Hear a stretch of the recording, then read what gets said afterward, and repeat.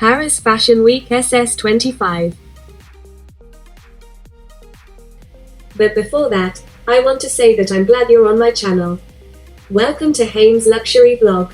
If you're keen on investing in a piece, then weighing your options is a very important step.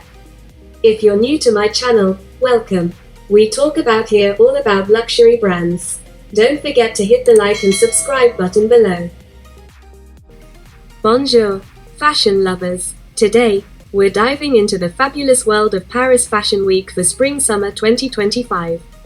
Get ready to explore the stunning runway trends, the bold designs, and the iconic moments that are defining this season. From emerging designers to established houses, we'll cover all the highlights and insights that you won't want to miss. So, grab your front row seat, and let's get started. Loewe. Jonathan Anderson takes us back to the year of the brand's inception, 1864, when the Spanish Maison was founded, with this show. By drawing on 19th century art, music, and silhouettes, he develops a new aesthetic vocabulary for Loewe's history, providing a cultural rereading of tradition that is relevant to the present. The lace-ups that the models wear are just the right amount of oversized. Feathers that resemble camouflage are painstakingly cut and covered in cargo pants. Some of the feathered hats pay homage to musical greats like Frédéric François Chopin, Johann Sebastian Bach, and Wolfgang Amadeus Mozart, while others mimic Van Gogh's paintings. Chloe. The collection was a confident evolution of her first outing, with more casual elements, like high waist, flared jeans recalling Phoebe Philos for the brand circa spring 2004 and a pink flamingo bathing suit channeling the cheekiness of the Stella McCartney era. That may be easier access points for the brand than the ruffles and laces worn by the celebrities and models in the front row today. On that note, the little kitten heel jelly sandals will also be a popular hit. Like Kamali's first, this collection was built on her intimate understanding of Chloe's history.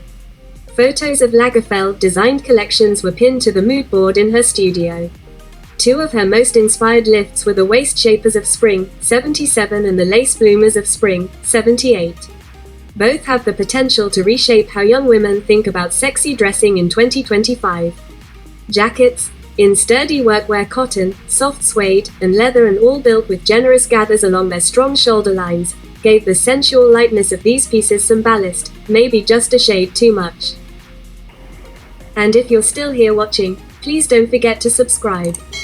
Please let me know in the comments which bag was your favorite and if there are any other topics you'd like me to cover in my future videos.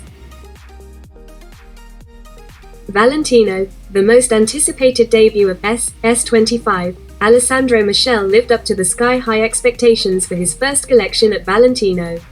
If the show was quintessentially Michele in its maximalism, Valentino, with its history of ruffles, bows and extravagant trimmings, only feeds his appetite for lavish adornment. The collection read as a first survey of the house's archives. There were doll references from the 60s, polka dots from the 70s, tears and ruffles from the 80s, all with a modern, fluid twist. At a time when quiet luxury rules supreme, it's invigorating to see designers so fully push each aspect of garment and accessory. Dior. Maria Grazia Chiuri's cast of female avatars continues to grow. This season, the Dior woman was an athlete, seaming strength and agility with femininity. Overtly embodied through the performance of Italian artist and professional archer Sag Napoli, who shot arrows down the middle of the runway during the show, within a glass cabinet for the guests' safety. Bold athleticism was also present in the sharp, gliding lines of the suiting, skin-tight body ensembles layered with mesh and, of course, the evening gowns inspired by Greek peplos dresses. Saint Laurent. In a 2000 interview, when asked who his dream Yves Saint Laurent woman was, the late designer replied, "The Yves Saint Laurent woman, it's me."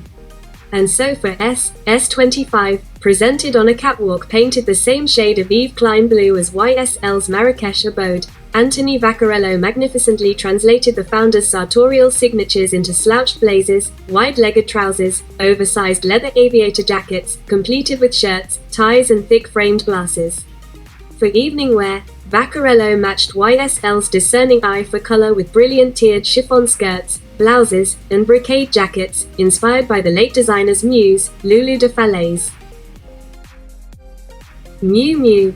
With Hilary Swank, former Another magazine cover star Willem Dafoe, and Little Sims all walking the runway, it seems that the Miu Miu girl knows she is the unrefuted it girl of the moment. But like Mrs. Prada herself, the Miu Miu girl never rests on her laurels, and this season tackled the question of truth and its representation. Staged in a makeshift print press, churning out a newspaper named The Truthless Times, designed by artist Goshka Makuga, the show was an amalgamation of house favorites, layered briefs, snug cardigans, schoolboy blazers, with new smocks, bloomers, floral embroidered skirts. As Lotta Volkova's unique styling suggests, the truth perhaps lies in individuality, hard to come by in our algorithm-fed world. Chanel. This season, Chanel finally returned to its beloved stage within the Grand Palais. As the giant birdcage in the center of the space suggested, the collection from the studio team had a distinctly avian feel. Tweed jackets were collared with tulle ruffles and feathers, organza was layered as capes or as whole ensembles, and ostrich-feathered evening dresses seemed to float in their lightness. To close the show, Riley Keough sang a flighty rendition of Prince's When Doves Cry from a swinging perch within the birdcage. Louis Vuitton. On a runway built from Louis Vuitton trunks, Nicolas Ghesquière took us back to the Renaissance, a period he knows well from a childhood spent in the chateau-studded Loire Valley. There were puffed sleeves, tweed cinched jackets, breeches, peplum hemmed dresses and jackets, yet all without the structure and volume typical of that era. Ghesquière set himself the challenge of interpreting these sartorial archetypes with fluidity and suppleness. With several pieces featuring paintings by French artist Laurent Grasso, the collection read like a tapestry, rich in technique and color, and fit for one of the chateaux of his childhood. I hope you like this vlog, and if you're not my subscriber yet, the button is below. Like and subscribe. Lots of love to everyone.